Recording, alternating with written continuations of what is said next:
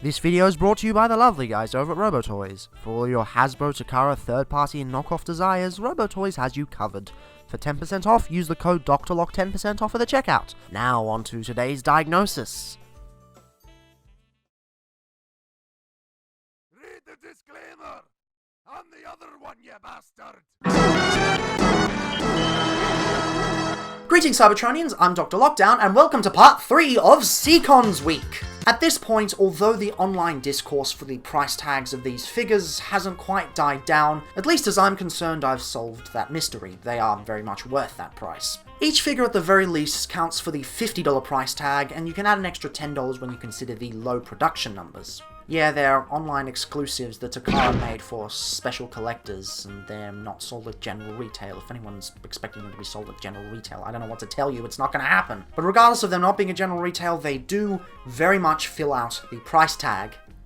Except for one of them. Every Combiner team has that one member that doesn't quite pull their weight. I think the best example of this would be Brawl from Combiner Wars. And through this, I think we've come across the one member that isn't worth the $60 price tag, and as such, he is definitely the worst out of the whole set. So you may recall that the numbering of the releases for these figures is somewhat jumbled, counting Star Convoy as TT-GS01, Turtler and Gulf released shortly after, titles as TT-GS02 and TT-GS04?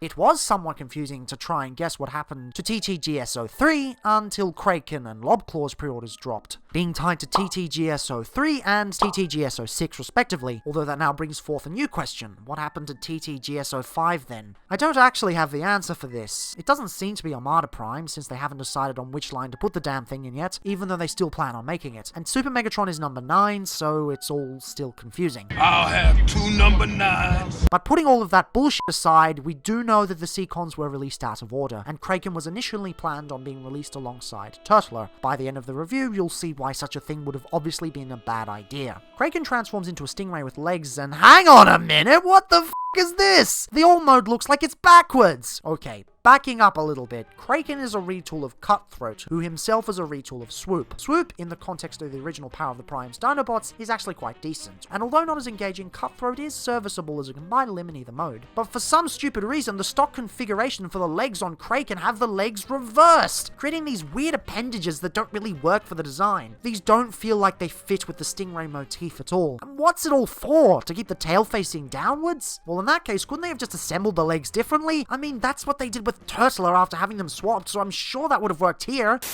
Again, they never actually swapped the legs around, they just turned it upside down. I'm a f***ing idiot. In fact, if you don't mind having the tail facing upward, you can actually rotate the torso around and fix the legs. It honestly doesn't look too out of place, but then you have to deal with the paint applications being on the wrong side of the feet.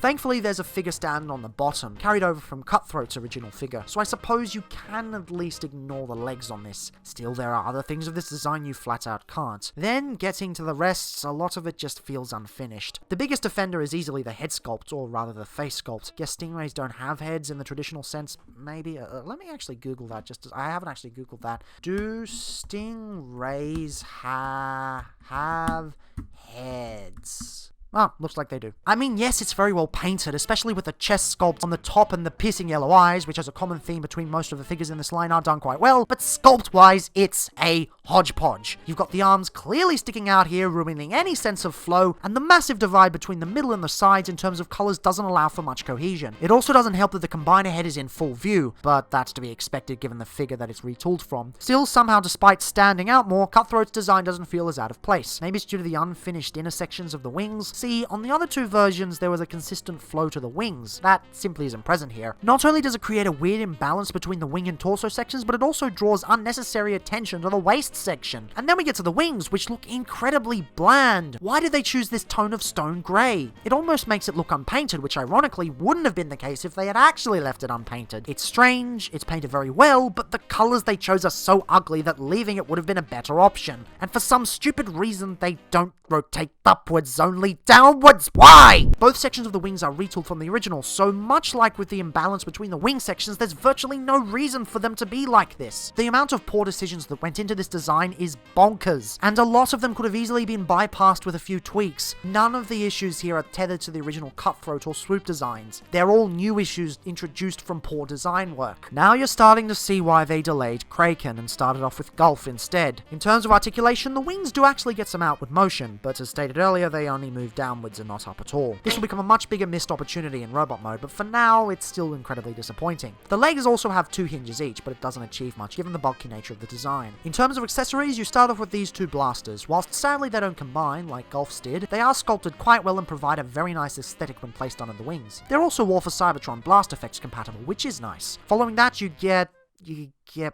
whatever this is. I get that it's a gun and it's painted very well, but it just looks messy and there doesn't seem to be any specific design cues. I get that it's for the Target Master mode, but come on, couldn't they have given it some better sculpt work? It also acts as a rack for storing the other weapons in Beast mode, and as such it pegs onto the top of the head like so.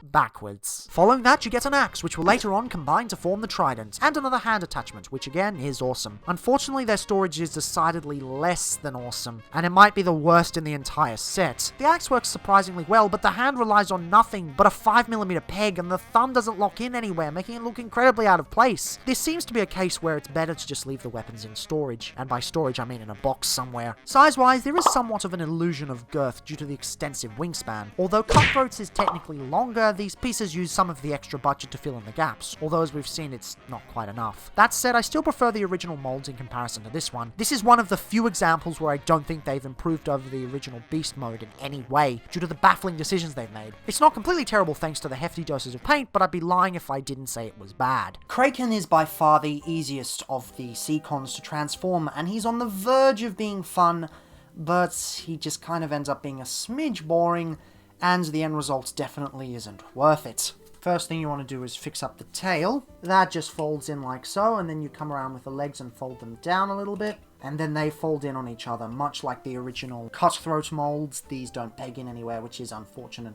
They could have fixed that, but they didn't. Separate the legs and then Combiner Wars style them around, although this is the open style of the Combiner Wars system, where they actually leave an open gap. But I guess it's okay, there's a budget to consider on the original figure. The wings are on faux ratchets and they click up once on each side, and then you rotate the waist, only if you're in the stock configuration. If you're in the fan mode, you don't need to, it's already done for you, but whatever. Now these are clipped in, but they slide out much easier than they pull out, and that'll help the longevity of the pegs as well. You then rotate the arms around like so. Don't collapse these sections just yet. The first thing you want to do is come around here and open up this section, then push it down, then the double hinge collapses into place, and then you collapse these 2 sides, which will peg onto the sides here to form the chest. And finally, you bring out the fists. There's a little kind of groove you can hook onto there with your fingernail, but it is very, very difficult. Very annoying indeed. And I guess if you want, you can also remove the guns. You don't have to if you don't want to. And why aren't you coming off? Come on.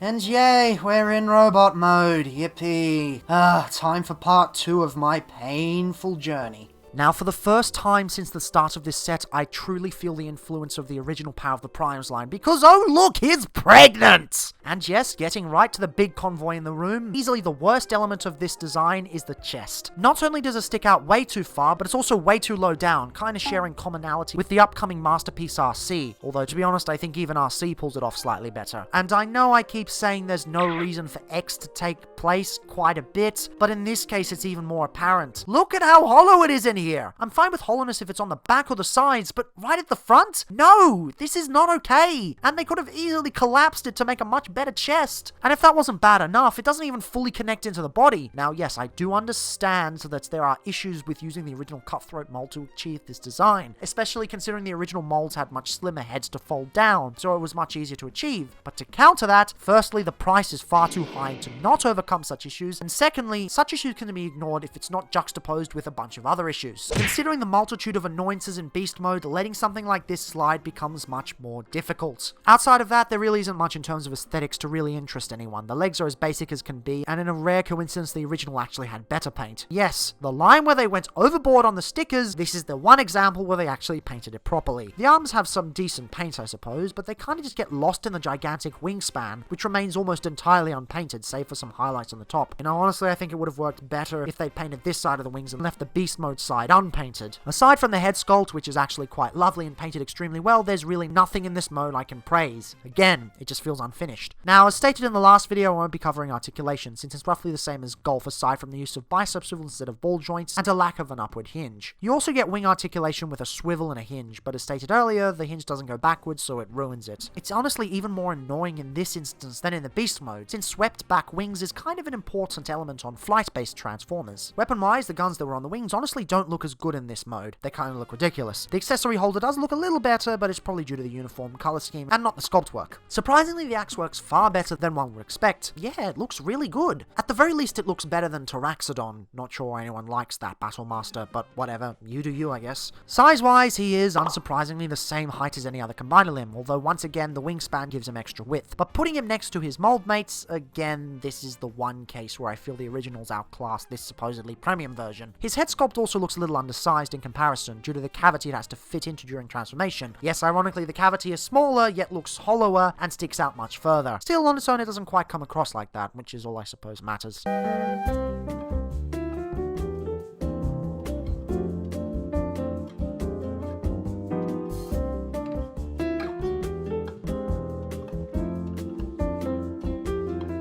Now for leg mode, the precedent has already been set. Swoop and Cutthroat have already made surprisingly good leg modes, even if the combiners they were a part of didn't really utilize them. You wouldn't think this was the case though, because the first assumption is that the wings would get in the way. Well, in this case that assumption is entirely justified. The body is solid enough, but the wings just jut out way too far. I'll give them this though, the head placement is slightly better than Cutthroat's, but the neck platform just sticks out way too much. You can kind of draw attention away from it by storing the weapons on the front, but it just makes it look even more ridiculous. Fortunately though, leg mode is not the stock configuration. You're supposed to use him as an arm, and as an arm he does do alright. Perhaps the disinteresting robot mode contributes to this, and the oversized wings do make for a striking shoulder. Even the weapon storage works slightly better here, somehow blending in properly with the design. And for those curious, no, he does not suffer from the Swoop curse of having the forearms fall apart, although to be honest my copy of Swoop never had that issue.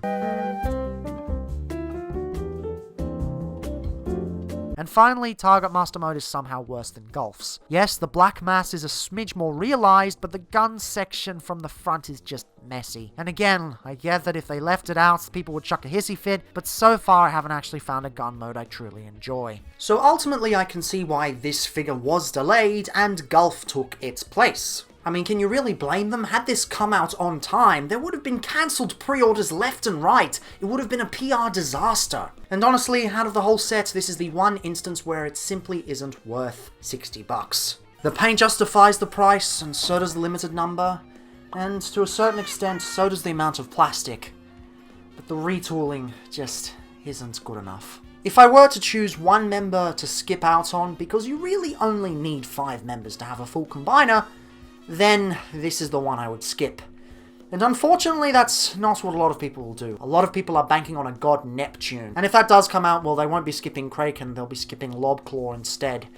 Which is deeply disappointing for multiple reasons. But at the end of the day, he's easily the worst out of the 6. But not necessarily my least favourite. But that's another story for another time. And for now, I guess I have to say, today's episode was sponsored by Robotoys. They specialise in Hasbro, Takara, third-party and knockoff figures, and if you haven't yet, make sure to use the code DrLock 10% off at the checkout for 10% off a single order. As I was saying, they may release a God Neptune in the future, and who knows, they may even re-release King Poseidon at some point.